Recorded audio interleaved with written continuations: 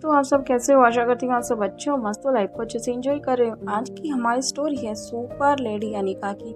अगर आपको हमारी वीडियो पसंद आ रही है तो दोस्तों के साथ शेयर करें, लाइक करें, कमेंट करें। अगर आप चैनल पर पहली बार आए हैं तो प्लीज़ सब्सक्राइब कर जरूर जाना, ताकि आपको हमारी नेक्स्ट एपिसोड आप तक जल्द से जल्द नोटिफिकेशन पहुंच जाए। बिना किसी देरी के वीडियो को स्टार्ट करते हैं और एक लाइक तो करके जाना और चैनल को सब्सक्राइब। दुर्घटना वाली जगह पर पहुंच जाती है जहां पर वो दुर्घटना घटी थी।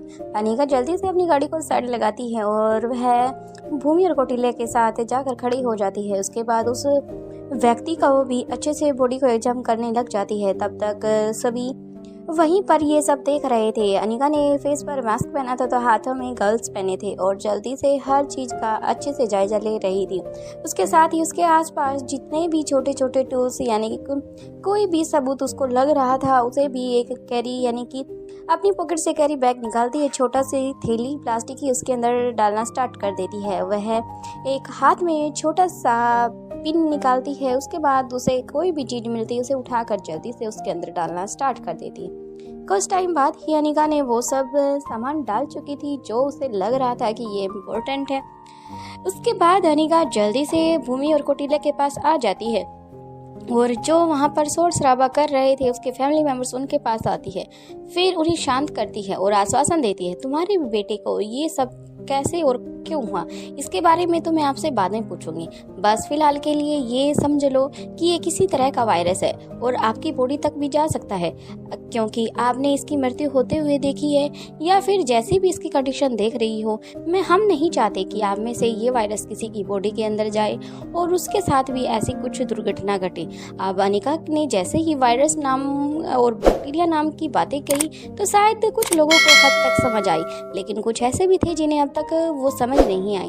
जिन्हें समझ आ चुकी थी वो काफ़ी पीछे अपने कदम बढ़ा चुके थे, लेकिन जिन्हें समझ नहीं आई उन्हें अनिका दोबारा से समझाती है, देखो इसके अंदर जो भी छोटे छोटे बैक्टीरिया हैं वो अगर हवा में मिक्स होकर जो इसके आसपास व्यक्ति है या फिर इसे टच करते हैं वो उनके नेल्स के थ्रू उनके अंदर भी जा सकते हैं, या फिर ये कहा जाए अगर उन्हें किसी तरह का कोई कट या फिर कोई निशान है जहाँ चोट लगने का तो ये वहाँ उस तरह भी अंदर जा सकते हैं आपकी बॉडी में। और जैसी कंडीशन इसकी है, जैसी मृत्यु इसकी हुई आप सब देख सकते हो, तो वैसी ही आप में से किसी और की भी हो सकती है। इसलिए हम नहीं चाहते कि आपके साथ ऐसा कुछ हो, इसलिए आप सब पीछे हो जाए।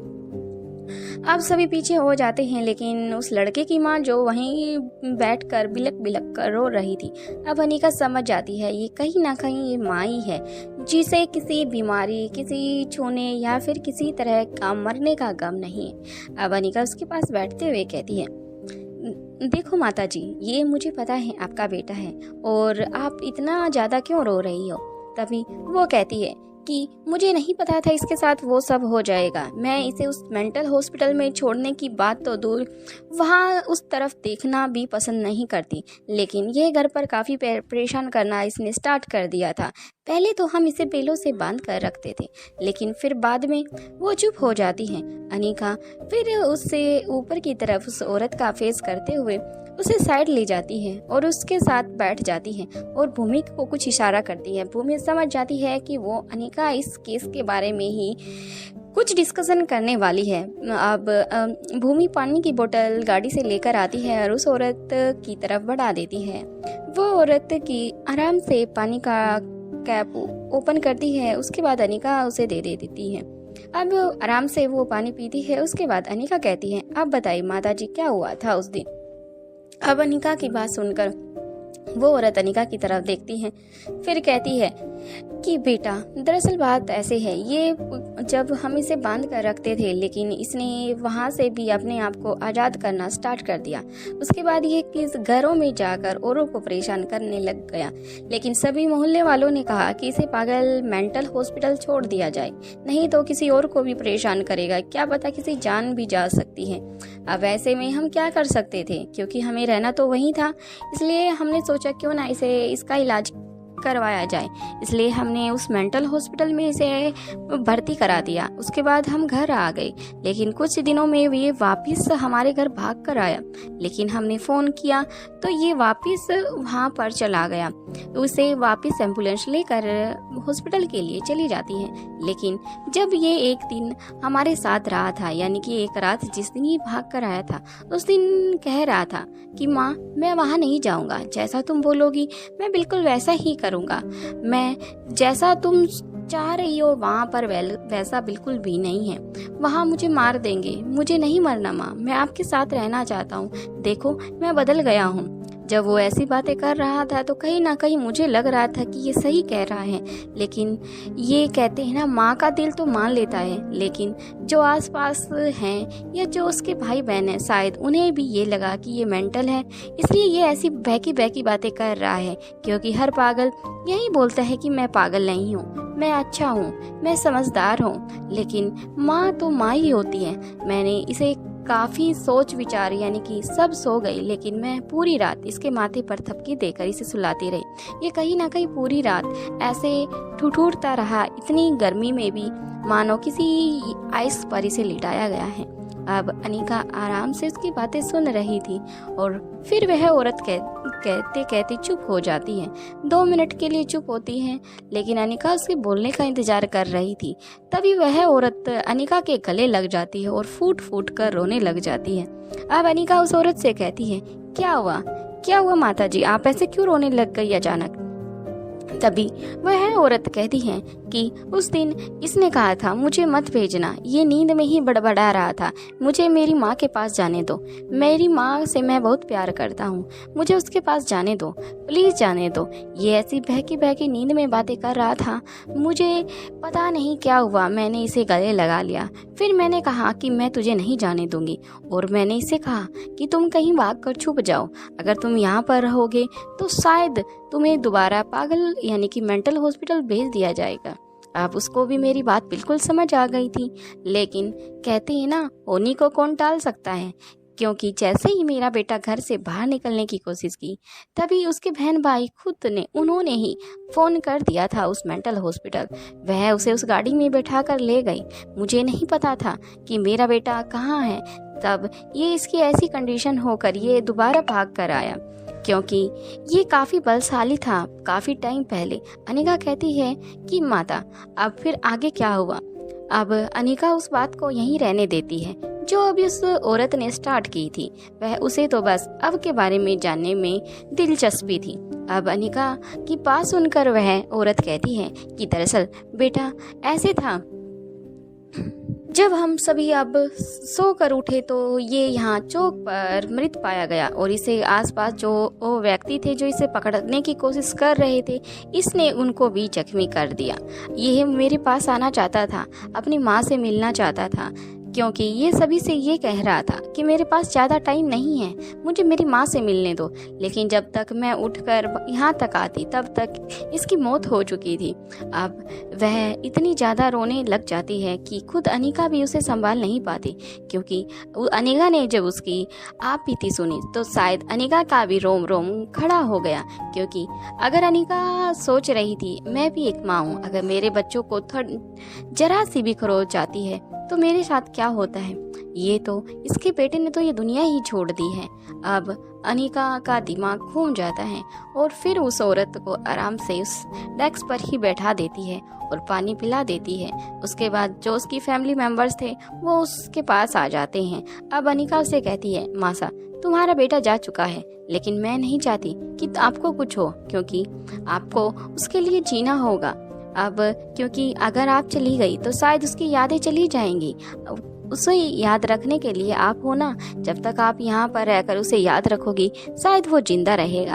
अनिका की बात भले ही बेतुकी लग रही थी, लेकिन उस औरत को रूम में अनिका की बातें बस चुकी थी, अब वह समझ चुकी थी। उसके बाद वह औरत वहाँ से उठ जाती है और अपने कदम अपने घर की तरफ बढ़ा देती है। अब अनिका उस डेड बॉडी को जल्दी से एम्बुलेंस की में डाल दिया जाता है। उसके बाद उसे हॉस्पिटल के लिए भेज दिया जाता है, क्योंकि इसका पोस्टमार्टम और कोई नहीं बल्कि अनिका करने वाली है।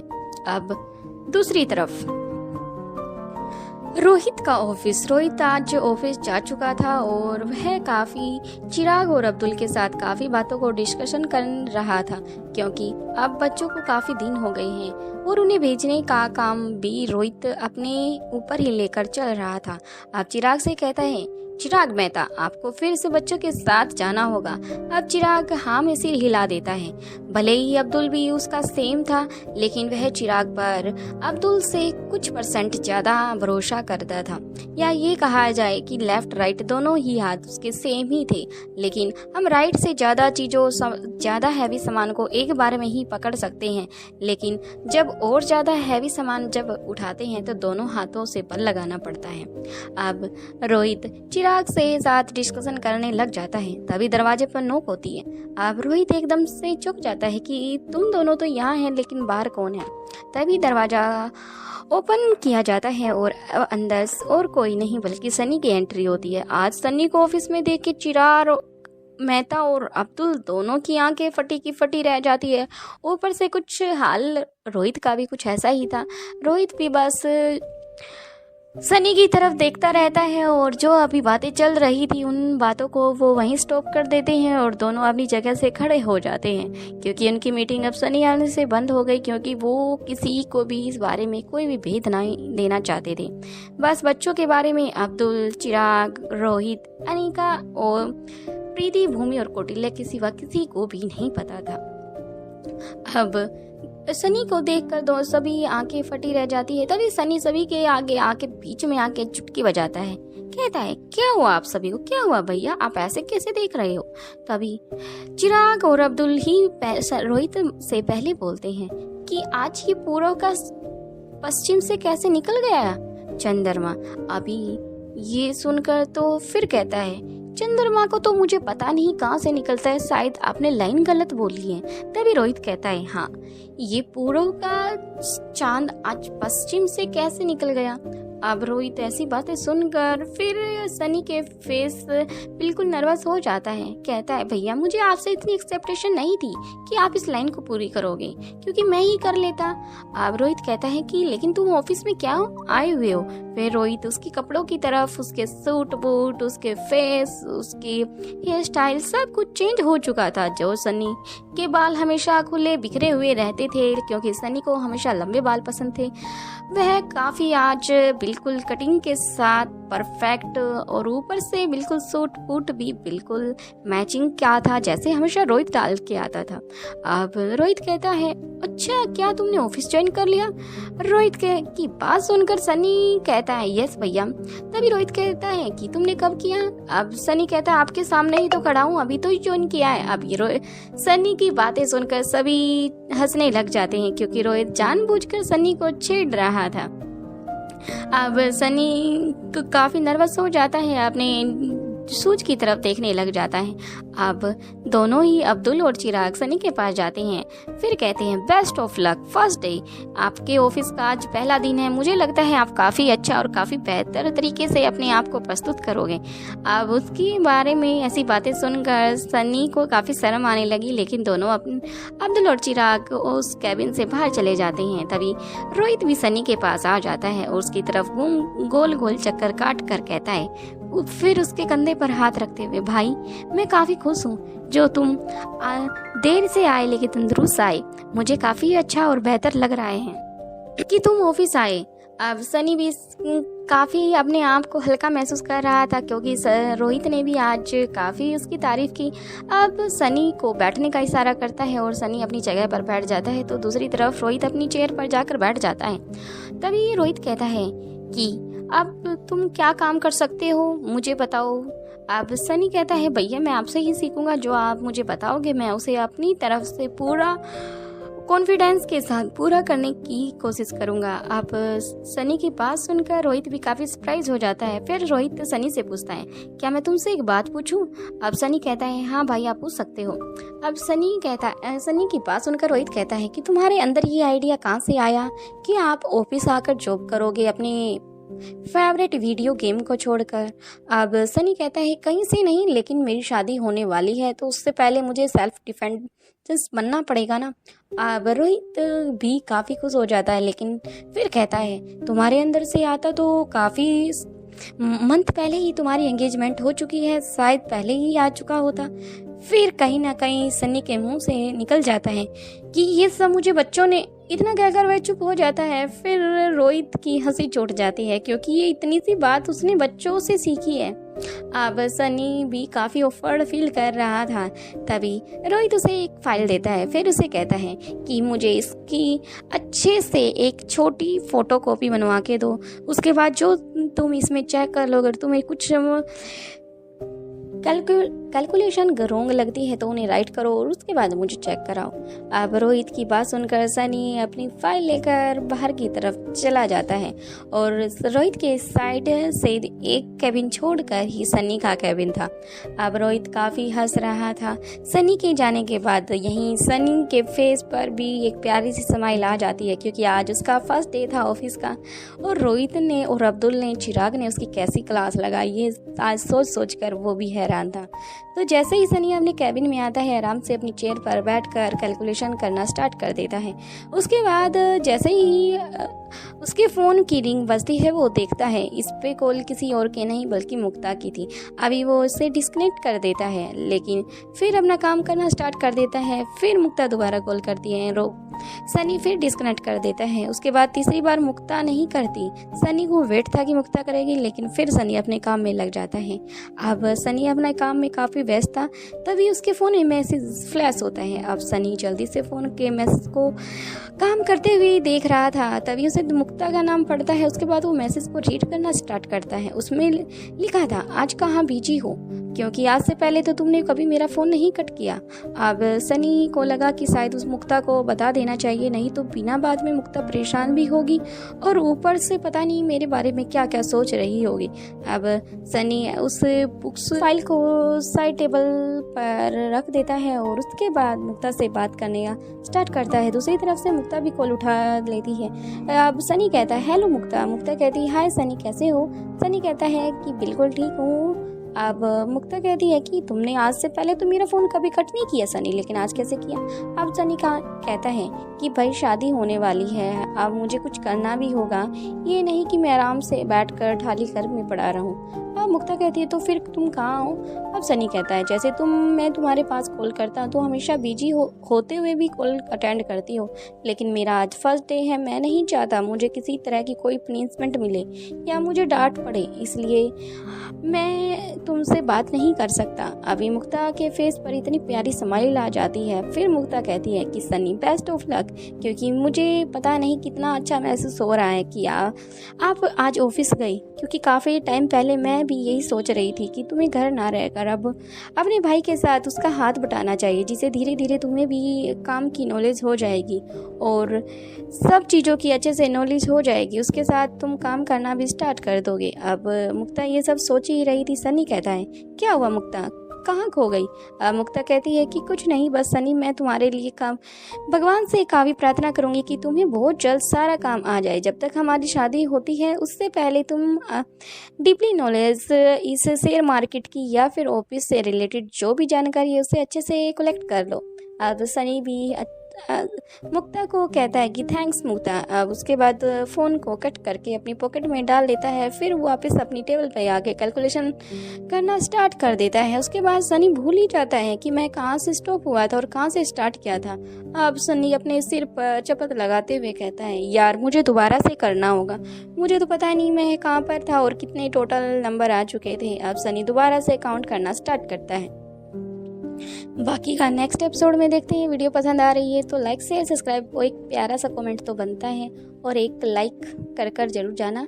बिना किसी देरी के हम नेक्स्ट वीडियो में मिलते हैं। तब तक बने रहे हमारे सार्थक स्टोरी FM पर, और वेम्पायर्स वाली स्टोरी के 2 एपिसोड आज अपलोड कर दिए जाएंगे।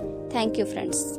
प्रीति बच्चों के साथ बैठकर आराम से उनके मन पसंदीदा गेम खेल रही थी। पहले उसने रिया के साथ गेमिंग वाले गेम खेले सभी ने, उसके बाद आर्यन के पसंद का पजल्स का, उसके बाद अलेक्जेंडर का। सभी के उनके पसंद के खेलने के बाद तभी तीनों बच्चे कहते हैं कि मासी आप भी अपनी पसंद का गेम बताएं, उसके बाद हम भी खेलते हैं।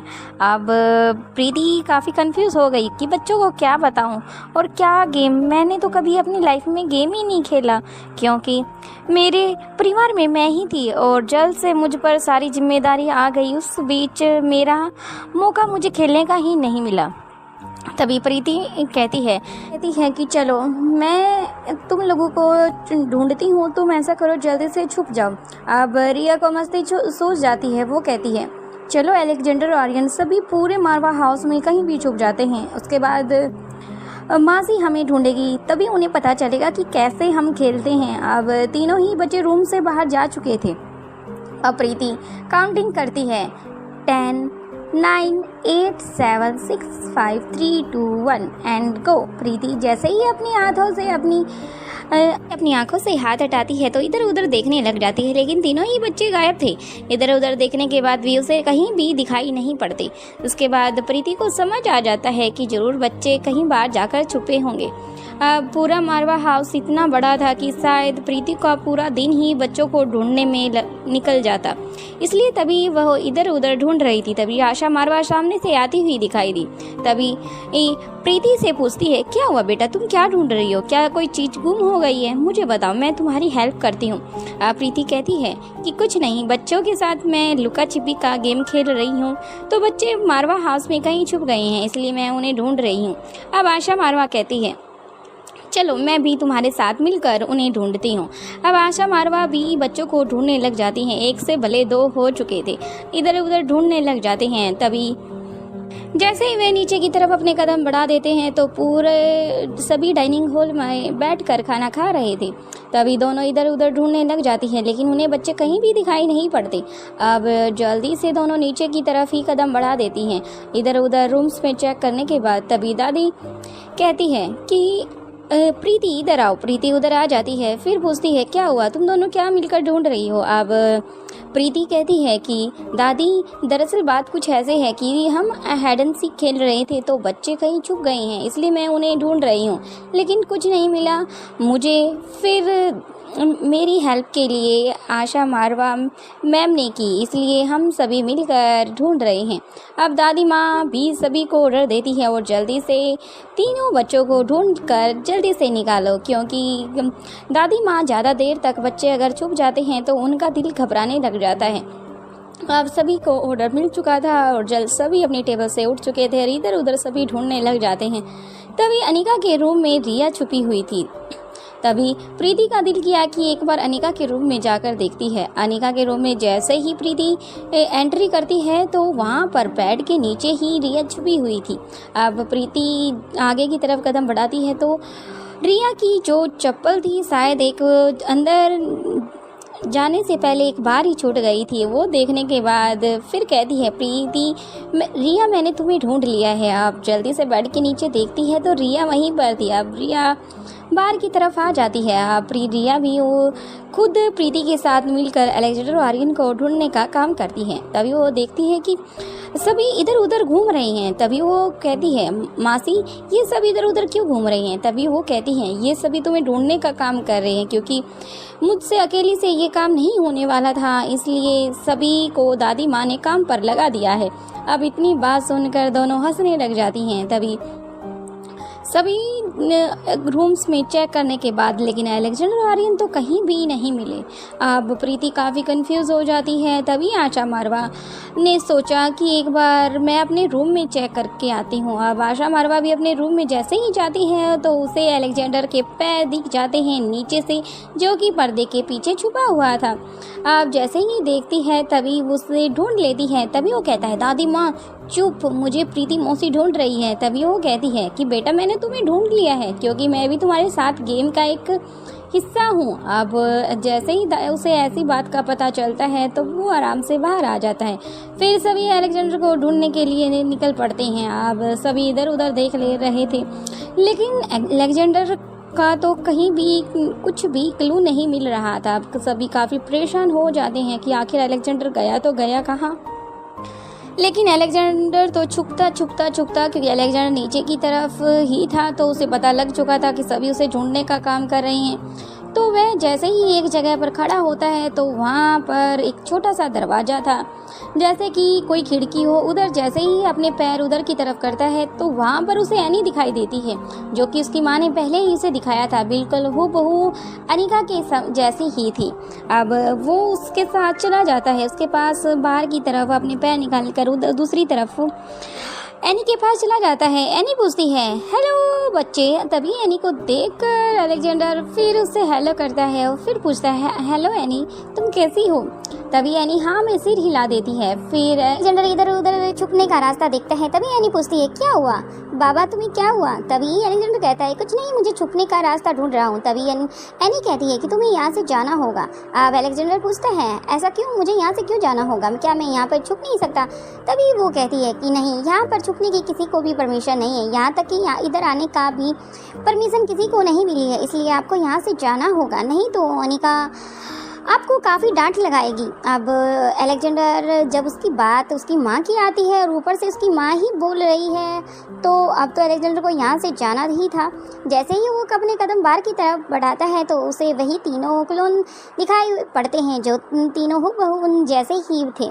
अब अलेक्जेंडर समझ जाता है कि मॉम डैड हमें यहाँ से भेजने के बाद हमारी जगह ये ले लेंगे और उसके बाद हमें यहाँ पर कोई ये नहीं पूछेगा आखिर अलेक्जेंडर, आर्यन और रिया कहाँ हैं। उसके बाद थोड़ा सा मायूस सा चेहरा लेकर वहाँ से निकल जाता है और अब उसके फेस पर मायूसी साफ साफ झलक रही थी। तभी वो जैसे ही आगे की तरफ कदम बढ़ाता है तो सामने से प्रीति आती हुई दिखाई देती है, साथ में उसके रिया भी थी। अब प्रीति पूछती है इधर तुम क्या कर रहे हो अलेक्जेंडर। तभी अलेक्जेंडर कहता है कुछ नहीं, बस मैं छुपने का रास्ता ढूंढ रहा था लेकिन मुझे नहीं मिला, तो वापस मैं आगे की तरफ ही ढूंढ रहा था कि मैं कहाँ छुपूं। प्रीति उसे कंधे से पकड़कर उधर से आगे की तरफ ले जाती है, फिर कहती है कि इधर आना सख्त मना है। अब प्रीति की बात सुनकर अलेक्जेंडर कहता है हाँ वो तो मुझे पता चल ही चुका है। अब ऐसी बातें सुनकर प्रीति को भी काफ़ी अजीब सा फील होता है। फिर वो अलेक्जेंडर से दोबारा पूछती है क्या हुआ, तुम ऐसी बातें गोल गोल क्यों कर रहे हो। अलेक्जेंडर कहता है कुछ नहीं, बस मुझे नहीं मिला रास्ता छुपने का, तो मैं आगे की तरफ कहीं ढूंढने के लिए आगे ही बढ़ रहा था, तब तक आप और रिया आ गई थी। अब अलेक्जेंडर ने पूरी की पूरी बात ही पलट दी थी। उसके बाद दोनों ही आगे की तरफ आ जाते हैं और सभी डाइनिंग हॉल में वापस इकट्ठा हो जाते हैं, क्योंकि तीनों बच्चे ही मिल चुके थे। अब दादी माँ तीनों बच्चों को अपने पास बुला लेती है और फिर उन्हें अपने पास ही खड़ा करने के बाद कहती है कोई भी गेम खेलो, लेकिन मुझे ये लुका छिपी का गेम बिल्कुल अच्छा नहीं लगता। खासकर मेरे बच्चे जो छुपते हैं ना, मुझे बिल्कुल पसंद नहीं है, क्योंकि मैं जब तक अपने तीनों बच्चों को नहीं देखती तब तक मुझे नहीं लगता कि मेरी सांसें कब थम जाए और कब रुक जाएं। इसलिए मैं सुबह शाम तुम्हारे चेहरा देख कर ही सोना पसंद करती हूँ।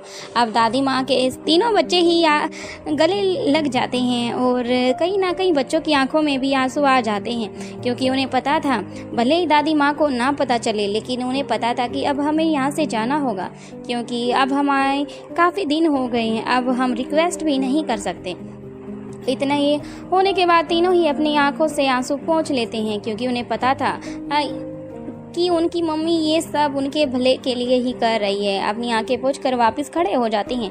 तभी दादी कहती है कि सभी आराम से टेबल पर आप लोगों के लिए टेबल के इर्द गिर्द चारों तरफ आराम से अपनी अपनी सीट पर बैठ जाते हैं। उसके बाद दादी माँ ही सबसे पहले स्टार्ट करती थी और दादी माँ स्टार्ट करती है और उसके बाद सभी बारी बारी से अपनी सीट पर आराम से बैठकर अपना खाना खाना स्टार्ट कर देते हैं। बाकी का नेक्स्ट एपिसोड में देखते हैं। वीडियो पसंद आई तो लाइक शेयर सब्सक्राइब और कमेंट कर जरूर जाना।